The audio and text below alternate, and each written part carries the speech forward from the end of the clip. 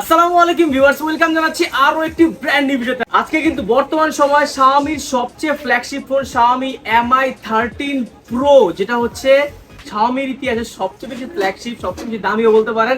এটা specification, performance, looking সবকিছু নিয়ে আজকে বিস্তারিত আলোচনা করবো। প্রোডাক্টটা কিন্তু কয়েকদিন আগে না মাসখানেক আগে লঞ্চ হয়েছে, কিন্তু প্রাইস কিন্তু লাখ খানেকের উপরে ছিল। বর্তমানে কিন্তু প্রাইসটা লাখের অনেক নিচে নেমে আসছে। প্রাইসটা কত সেটাও বলে দিব, এবং এই বাজেটের মধ্যে সেরা ফোন হতে যাচ্ছে কিনা সবকিছু বলবো এই ভিডিওতে। অবশ্যই আমাদের চ্যানেলটা সাবস্ক্রাইব করে রাখবেন এবং পাশে থাকা বেল আইকনটি বাজিয়ে দিবেন, যাতে করে এরকম আনবক্সিং ভিডিও আমি সবসময় আনতে পারি। কথা বাড়াবো না, সরাসরি ভিডিওতে যাব এবং ভিডিওতে মুভ করা যাক। সো ভিউয়ার্স, আমাদের সামনে কিন্তু দেখতে পাচ্ছেন finally Xiaomi Mi 13 Pro box. লেখা আছে Xiaomi 13 Pro co engineer with liker সাথে তাদের একটা কম্বিনেশন হয়েছে। এবং বক্সটা ভাই লিটারেলি কত মোটা জাস্ট দেখিয়ে দিই। 5 আঙ্গুল মোটা কিন্তু এই বক্সটা, অনেক বেশি মোটা। এখান থেকে যদি আমরা কাটি,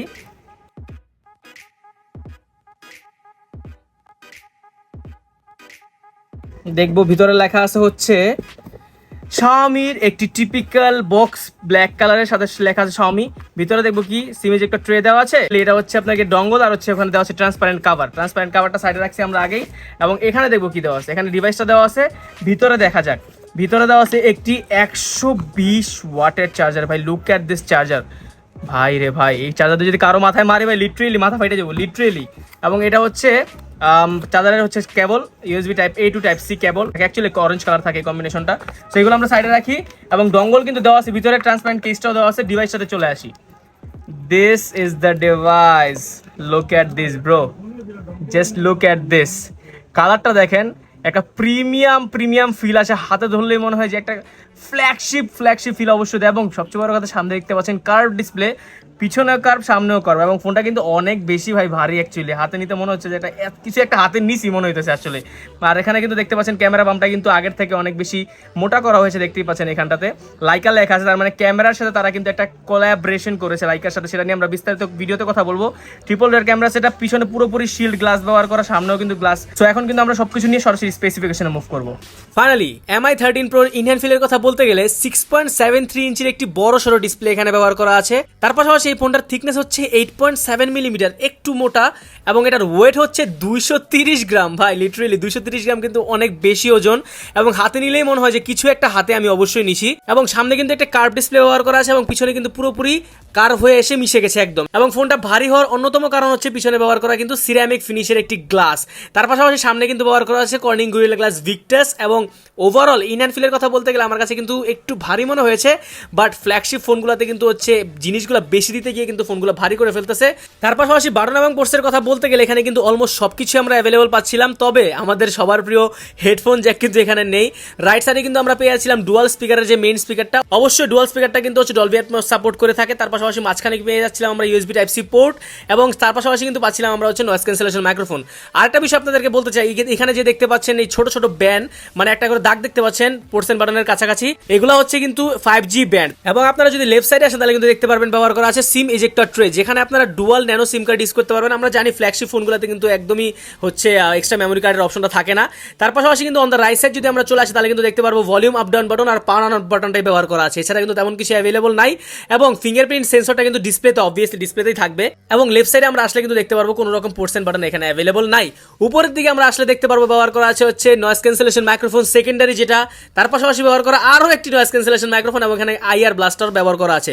তার মানে হেডফোন জ্যাক বাদে বাকি সব পোর্টস এন্ড বাটন কিন্তু আপনারা অ্যাভেলেবল পেয়ে যাচ্ছেন। ফিঙ্গারপ্রিন্ট হিসেবে কিন্তু এই ফোনটাতে ইন ডিসপ্লে ফিঙ্গারপ্রিন্ট ব্যবহার করা আছে। এবং অবশ্যই Xiaomiকে ধন্যবাদ, এত বড় ডিসপ্লেতেও কিন্তু ফিঙ্গারপ্রিন্ট একটু উপরের দিকে দিয়েছে। আমার মতো যাদের হাতে একটু ছোট তাদের কিন্তু হচ্ছে গ্রিপ করতে আর হচ্ছে ফিঙ্গারপ্রিন্টে টাচ করতে একটু সুবিধা হবে।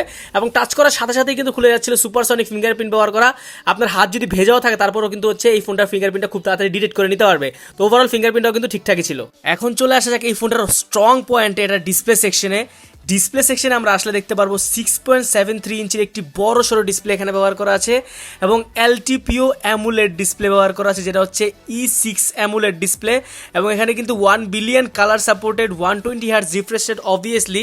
তার পাশাপাশি ডলবি ভিশন সাপোর্ট করে থাকে, HDR10+ সাপোর্ট করে থাকে। এবং এই ফোনটাতে কিন্তু অ্যান্ড্রয়েড জগতের অন্যতম ব্রাইটনেসওয়ালা ফোন বলতে পারেন এটা। এখানে কিন্তু 1900 নিটস ব্রাইটনেস ব্যবহার করা আছে, 1900 নিটস, হিউজ। এটা কিন্তু সূর্যের নিচে গেলে কোনো রকম প্রবলেম হবে না, সরাসরি সূর্যের নিচে আপনি হচ্ছে মনে হবে যে সূর্যের থেকে এটার ব্রাইটনেস বেশি, লিটারেলি এমন মনে হবে, যদিও ফোনটা গরম হয়ে যাবে সেক্ষেত্রে। এবং ডিসপ্লে যেহেতু কার্ভ, সেখানে কিন্তু ব্যবহার করা আছে কর্নিং গরিলা গ্লাস ভিক্টাসের প্রোটেকশন, যার কারণে ফোন হাত থেকে পড়লেও ভাঙার সম্ভাবনা খুবই কম। ওয়ার্ল্ডের বেস্ট ফিচার্স ওয়ালা এই ডিসপ্লেটাতে কিন্তু আপনারা কন্টেন্ট ওয়াচিং বলেন, মুভি ওয়াচিং বলেন, সেগুলো কিন্তু একদম স্মুথলি করতে পারবেন। এবং তার পাশাপাশি হচ্ছে অলমোস্ট 95%-এর উপরে হচ্ছে এটার স্ক্রিন টু বডি রেশিও, যার কারণে কিন্তু হচ্ছে ফোনটার ডিসপ্লেটা একদম ব্রেজেলেক্স এক্সপিরিয়েন্স দিচ্ছিল, যেটা দেখতে কিন্তু খুবই ভালো লাগছিল। ডিসপ্লের কালার কন্ট্রাস্ট সেগুলো ছিল একদম টপ কোয়ালিটির। এটা নিয়ে আসলে কোনো রকম মানে ডিসকাশন করার কিছু নেই, ফ্ল্যাগশিপ ফোনে ফ্ল্যাগশিপ কোয়ালিটির ডিসপ্লে থাকবে। স্যামসাং গ্যালাক্সি S23 আলট্রাকেও বিট করার মতো ডিসপ্লে এটা হচ্ছে Xiaomi ক্লেম করতেছে, বাট আমার মনে হয় সেম ক্যাটাগরির ডিসপ্লে আপনারা এখানে পাচ্ছেন। মোটামুটি কন্টেন্ট ওয়াচিং বলেন, মুভি ওয়াচিং বলেন, গেমিং বলেন, সব ক্ষেত্রেই কিন্তু আপনারা ভালো একটা এক্সপিরিয়েন্স এই ডিসপ্লে থেকে পেয়ে যাবেন। সো ওভারঅল ডিসপ্লেটা আমার কাছে কিন্তু অনেক বেশি ইমার্সিভ মনে হয়েছে। আর অডিও সেকশনে আমরা আসলে দেখতে পারবো এখানে কিন্তু ব্যবহার করা আছে ডলবি অ্যাটমসের সাপোর্ট, যার কারণে কিন্তু আপনারা দুই দিকে ডুয়াল স্পিকারও অনেক ভালো একটা সাপোর্ট পাচ্ছিলেন। এবং সাউন্ডের কোয়ালিটি বেস সেগুলো ছিল একদমই টপ নচ, কোনো রকম ডিস্ট্রেশন আমরা পাইনি। আপনাদেরকে সরাসরি সাউন্ড কোয়ালিটি আমরা শোনানোর এখনই ট্রাই করবো।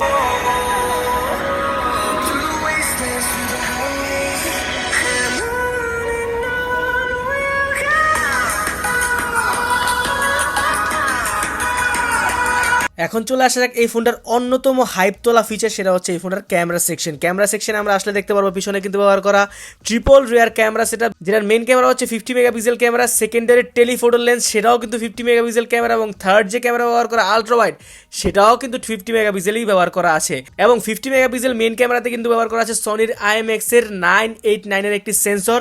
সেকেন্ডারি টেলিফোটো লেন্সে কিন্তু আবার ব্যবহার করা আছে 3.2x এর অপটিক্যাল জুম লেন্সের অপশন। তার পাশাপাশি থার্ড ক্যামেরা আলট্রা ওয়াইডে কিন্তু আপনারা 50 মেগাপিক্সেল ক্যামেরাটাই পাচ্ছেন। আপনাদেরকে কিন্তু এখন আমরা সরাসরি ক্যামেরা টেস্টিং করে দেখাবো, আর ছবির কোয়ালিটি কেমন ছিল সেটা আপনাদেরকে দেখানোর ট্রাই করবো। সো দেখতে পাচ্ছেন আমাদের সামনে কিন্তু ক্যামেরাটা চলে আসলো, এবং আমরা কিন্তু আপনাদেরকে এখন র্যান্ডম ছবি তুলে দেখাবো। দেখতে পাচ্ছেন ছবির কোয়ালিটি কিন্তু মোটামুটি ভালোই আসছে, শার্পনেস ডিটেল সেগুলো ভালো ছিল। একটা 3x দিয়ে ছবি তুলে দেখলাম আমরা, দেখতে পাচ্ছেন মুভিং পার্সন গুলো হচ্ছে খুব ভালোভাবে ক্যাপচার করতে পারতেছিল।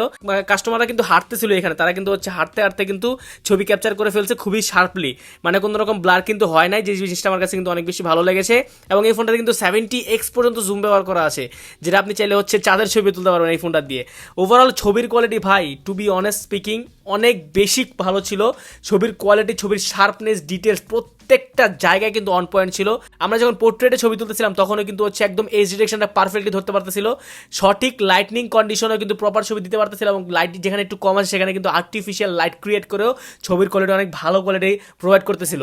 যেহেতু এই ফোনটাতে লাইকার সাথে কম্বিনেশন করা, লাইকার সাথে কোলাবরেশন করা ক্যামেরার ক্ষেত্রে, সেক্ষেত্রে কিন্তু এক্সট্রা লাইটনিং ফিচার্সগুলো এখানে অ্যাভেলেবল আপনারা পাচ্ছিলেন ক্যামেরার ক্ষেত্রে। পোর্ট্রেট শট সহ প্রত্যেকটা ক্যামেরা কিন্তু একদম টপ নচ ছিল। সুপার নাইট মোড আছে এখানে, আপনি চাইলে স্লো মোশন করতে পারেন, প্যানোরামা করতে পারবেন, বিভিন্ন কোয়ালিটির মোড কিন্তু এখানে অ্যাভেলেবল আছে। এবং আলট্রা ওয়াইড ক্যামেরাটা কিন্তু অনেক বেশি ভালো ছিল, আলট্রা ওয়াইডের অ্যাঙ্গেলটা কিন্তু অনেক ভালোভাবে ধরে রাখতে পারতেছিল, এবং ছবি কিন্তু অনেক বেশি ভালো প্রোভাইড করতেছিল 50 মেগাপিক্সেল আলট্রা ওয়াইড ক্যামেরাতে। এবং কালার কন্ট্রাস্ট সেগুলো দেখে মনেই হচ্ছিল না এটা আলট্রা ওয়াইডের ছবি, মনে হচ্ছিল যে মেইন ক্যামেরা দিয়ে আমরা তুলেছি। এবং ভিডিও সেকশনে আমরা যদি আসি, ফাইনালি ভিডিও সেকশনে আমরা আসলে কিন্তু এখানে 8K ভিডিও সাপোর্টটা পেয়ে যাবো ভাই রে ভাই, HDR সহ 8K 24 FPS ভিডিও আমরা করতে পারবো। বাট আমরা কিন্তু ম্যাক্সিমাম হচ্ছে 1080p প্লাস হচ্ছে 60 FPS আর হচ্ছে 4K প্লাস 60 FPS এ বেশি ভিডিও করে মজা পেয়েছি। ফোনটাতে যেহেতু OIS ব্যবহার করা আছে এবং স্টেবিলিটি কিন্তু একদম তুঙ্গে ছিল, একদম মনে হচ্ছিল আমি একদম স্মুথলি আগে যাচ্ছি, একদম কোনো রকম ল্যাগনেস না, একদম শান্তির দুনিয়া এরকম টাইপ আর কি ভিডিওতে ফিল হচ্ছিল। সো আপনারা যারা ব্লগিং এর জন্য নিতে যাচ্ছেন ক্যামেরা, যারা মোটামুটি হচ্ছে হাই কোয়ালিটির প্রফেশনাল কাজের জন্য ক্যামেরা নিতে যাচ্ছেন, এবং ছবি তুলতে যারা স্পেশালি পছন্দ করেন, মেয়ে হোক ছেলে হোক, সবার জন্য কিন্তু এই ক্যামেরাটা অনেক বেশি ভালো পারফরমেন্সের হতে যাচ্ছে। সো এখন যদি আমরা সেলফি ক্যামেরাতে চলে আসি, সেলফিতেও কিন্তু একটা ভালো রকমের ব্যাকআপ আমরা পেয়ে যাবো। 32 মেগাপিক্সেলের একটি সেলফি ক্যামেরা ব্যবহার করা আছে। সেলফির প্রত্যেকটা ডিটেলস কিন্তু একদম টপ নচ ছিল, এবং ছোট ছোট দাড়ি পিক্সেল সেগুলো কিন্তু একদম ভালোভাবে বোঝা যাচ্ছিল।